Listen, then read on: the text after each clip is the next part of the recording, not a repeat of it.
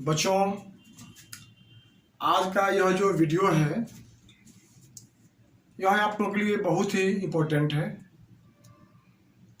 कैसे मैं बता रहा हूँ, बहुत से बच्चे ऐसे होते हैं जो दिमाग में बात बैठी रहती है कि अनुवाद बहुत कठिन है। अनुवाद बनाने के लिए वो बहुत बेचैन होते हैं, बना नहीं पाते हैं। तो अनुवाद बनाने के लिए क्या क्या नियम होते हैं उन लोगों को जानकारी नहीं होती है। तो उन बच्चों के लिए जो इसको बहुत डिफ़िकल्ट मानते हैं, बहुत कठिन मानते हैं, तो उनके लिए आज का वीडियो बहुत ही इम्पोर्टेंट है। निश्चित रूप से मुझे पूरा विश्वास है कि यदि आप कोई भी हो इसको कोई समझेगा तो एकदम ज़रूर समझते ही पढ़ते ही सब याद हो जाएगा, समझ जाएगा। इस तरह का मैं बनाया हूँ इसको वीडियो को, और मुझे पूरा विश्वास है कि आपको सब कुछ जानकारी आज मिल जाएगी इसी वीडियो में कि अनुवाद हम कैसे बनाते हैं, अनुवाद कितना सरल है, कितना समझिए कि आपके लिए कितना आसान है। ये सारी बातें आप समझ जाएंगे आज इस वीडियो में। अनुवाद एकदम आसान है। आप नहीं जानते हैं तो लगता है कि अनुवाद कैसे करेंगे, कैसे हम समझेंगे। तो यह आप लोगों का यह जो सस्पिशन है आज क्लियर हो जाएगा इस वीडियो के द्वारा, क्योंकि कठिन है, नहीं जानने पर कोई चीज़ कठिन हो जाती है। लेकिन आज मैं आपको जो बता रहा हूँ एक ट्रिक के द्वारा बताऊँगा, एक तरीका के द्वारा बताऊँगा जो आपके लिए अनुवाद एकदम आसान हो जाएगा। इस ट्रिक को यदि आप पढ़ लेंगे, समझ जाएंगे तो निश्चित रूप से आप अनुवाद बना सकते हैं और उसके तरीका को समझ सकते हैं आप। तो एकदम आप समझिए, गौर कीजिएगा, जो मैं बता रहा हूँ उसे गौर कीजिएगा। इस वीडियो को बार बार भी देखिएगा तो आपको याद हो जाएगा। दूसरी बात यह है कि जो मैं बता रहा हूँ अनुवाद का तरीका, ऐसा नहीं है कि बिहार बोर्ड के लिए ही काम करेगा। कोई भी बोर्ड हो, कोई भी बोर्ड हो, किसी राज्य का बोर्ड हो, संस्कृत का अनुवाद का तरीका एक ही होता है। तो CBSE हो चाहे और भी जो कुछ भी हो, सबके लिए यह अनुवाद का तरीका काम करेगा। तो कोई भी इसको समझ सकता है। संस्कृत जो भी पढ़ता होगा उसके लिए बहुत ही कामयाब वीडियो आप लोग उसके लिए होगा।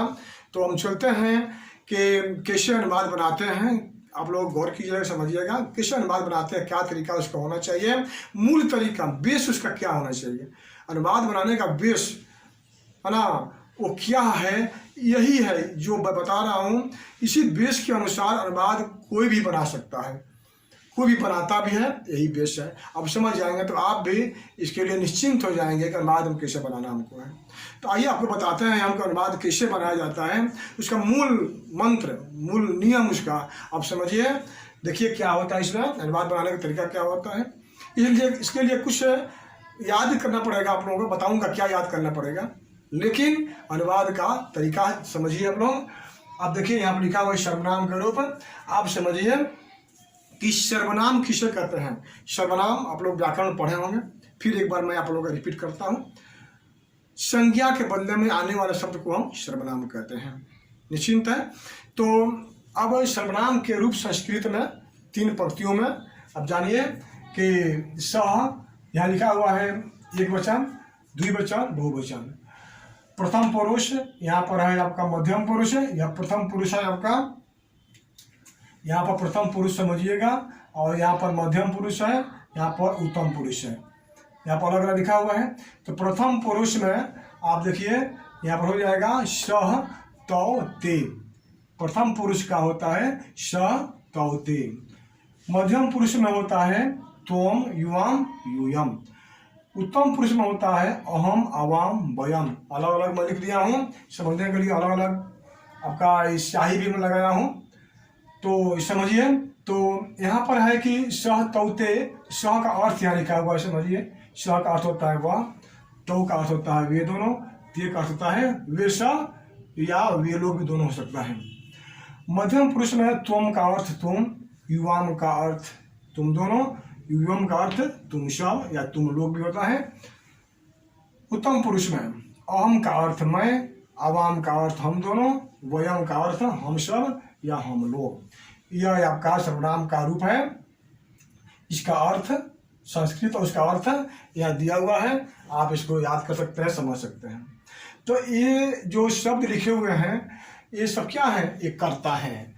कर्ता आप लोग समझते होंगे, काम करने वाले को कर्ता कहते हैं। एक बात जानिए आप लोग पहले, अनुवाद बनाने के लिए कारक को जानना बहुत जरूरी है। कारक की जानकारी बहुत जरूरी है अनुवाद बनाने के लिए।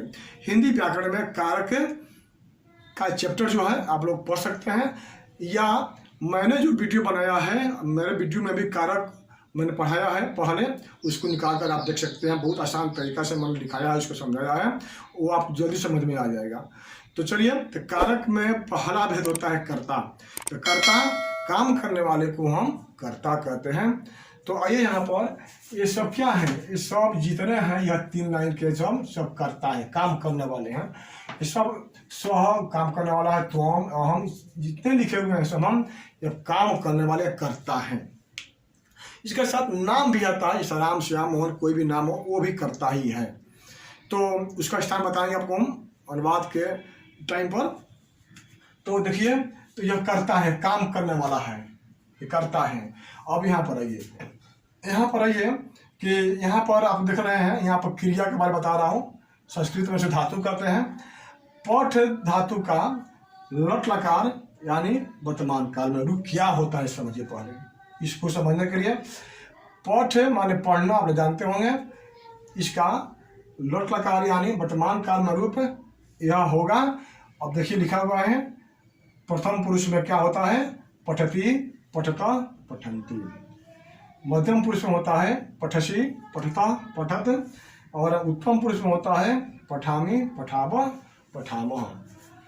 पठ धातु का वर्तमान काल में रूप ऐसा होता है, मैं बता रहा हूँ आप लोगों। अब देखिए, अब इसका प्रयोग कैसे करेंगे हम। वर्तमान काल में बताए थे हम, इसका रूप ऐसा होता है। अब इसको अनुवाद में कैसे प्रयोग करेंगे, उसका क्या नियम होता है समझेंगे हम। अब देखिए यहाँ पर लिखा हुआ है, कर्ता के अनुसार क्रिया होती है। इसका अनुवाद बनाने के लिए इन शब्दों से अनुवाद कैसे बनाएंगे हम, इसका क्या नियम है। मूल नियम यही है कि कर्ता के अनुसार क्रिया होती है। यह कर्ता है, यहाँ तक क्या है तो कर्ता है, इसके अनुसार क्रिया होती है। यह क्रिया है, इसके अनुसार क्रिया होती है। अनुसार क्या, जिस वचन में, जिस पुरुष में यह स होगा, कर्ता होगा, उसी वचन उसी पुरुष में क्रिया भी होगी। ये करना है, नियम है अनुवाद का कि जिस वचन जिस पुरुष में आपका कर्ता होता है, उसी वचन उसी पुरुष में क्रिया भी होती है। उसको हम ज्यों का त्यों लिखते हैं। अब मान लीजिए कि अब जानते हैं कि वर्तमान काल, जो काम समय जो बीत रहा है, जो काम चल रहा है, उसे हम वर्तमान काल कहते हैं। आप सब जानते होंगे जो समय चल रहा है। तो मैं पढ़ता हूँ, मैं पढ़ता हूँ, यह वर्तमान काल का है। तो मैं पढ़ता हूँ, या तुम पढ़ते हो, या वह पढ़ता है, सब वर्तमान काल के सब उदाहरण हैं। तो मैं बता रहा हूँ अब कि अब इसको कैसे प्रयोग करेंगे। अब यहाँ पर देखिए, वह पढ़ता है बनाना हमको हो, वह पढ़ता है। तो नियम के अनुसार वह का क्या होता है, स होता है। वह का संस्कृत स होता है। तो स होता है, तो स जिस जगह पर है उस जगह पर यहाँ पर क्या है, उस जगह पर यहाँ पर क्या है, कौन, तो पठती है। जहाँ की करता है वहाँ की क्रिया को हम लिख देंगे, स पठती। स पठती का अर्थ हुआ वह पढ़ता है। तो पर देखिए, वे दोनों पढ़ते हैं, हमको बनाना हो तो का होता है वे दोनों, हिंदी में वे दोनों पढ़ते हैं। तो का स्थान जहाँ पे है वह उसके अनुसार यहाँ पर लिखा हुआ है, इसको हम लिख देंगे तो पठता, यानी वे दोनों पढ़ते हैं। उसी तरह ते पठन्ति, वे सब या वे लोग पढ़ते हैं। उसी तरह ते का क्या स्थान है, आपको ते का स्थान यहाँ पर है ते पठन्ति। जहाँ का करता है वहाँ की क्रिया को हम उसके बाद हम लिख देते हैं। वह पढ़ता है लिखा हुआ है स पठती, वे दोनों पढ़ते हैं तो पठता, वे सब पढ़ते हैं या वे लोग पढ़ते हैं ते पठन्ति। इसी तरह कर्ता के अनुसार हम क्रिया को यहाँ पर हम लिखते जाएंगे। हमारा अनुवाद बन गया, एकदम छोटा सा वाक्य हमारा बन गया। इसी आधार पर हम लंबा लंबा वाक्य भी बना सकते हैं। वह कैसे बनाएंगे आपको बताएंगे हम। तो छोटा सा वाक्य से शुरू करेंगे हम। छोटा वाक्य आपका मूल नियम जो है यही है, इसी के अनुसार अनुवाद बनाते हैं। तो इसका प्रयोग हम इसी पर करेंगे। अब मैं बता रहा हूँ इसका प्रयोग वाक्य के अनुसार इसका प्रयोग हम और प्रयोग कैसे करेंगे मैं बता रहा हूँ आप लोगों को।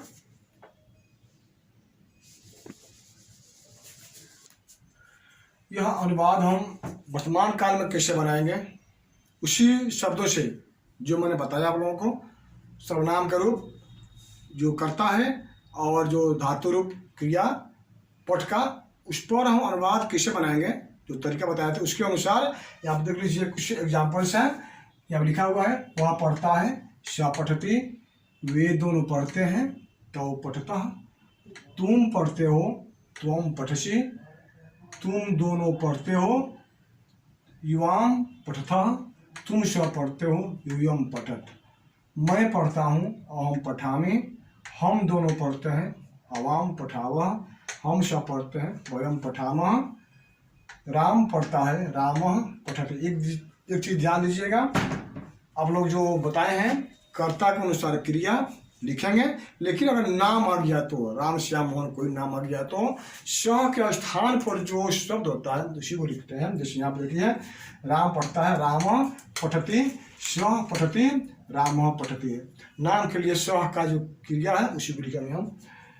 लड़के पढ़ते हैं, अधिक बहुवचन आ गया तो उसके लिए यहाँ पर जो पठंती जो है ना, यहाँ देख लीजिए बालिका पठंती, उसको लिख देंगे हम। तो यह आपका अनुवाद हो गया, जो आप बताया था तरीका, उसी के अनुसार यह अनुवाद है। आप लोग अभ्यास करेंगे तो और भी अनुवाद जानेंगे। और इससे लंबा अनुवाद कैसे बनता है तो हमको अगले वीडियो में बनाते रहेंगे, आप देखते रहिएगा। और यह जो नियम मैंने बताया उसको आप समझिएगा, आप इसको समझिएगा। और भी जो आपके फ्रेंड हैं, आपके जो और भी जो साथ रहने वाले लोग हैं, उनको आप लोग शेयर कीजिएगा, बताइएगा, क्योंकि बहुत यह इंपॉर्टेंट सरल तरीका मैंने बताया आप लोगों को। फिर अगले वीडियो में आप लोगों से हम मिलेंगे। धन्यवाद।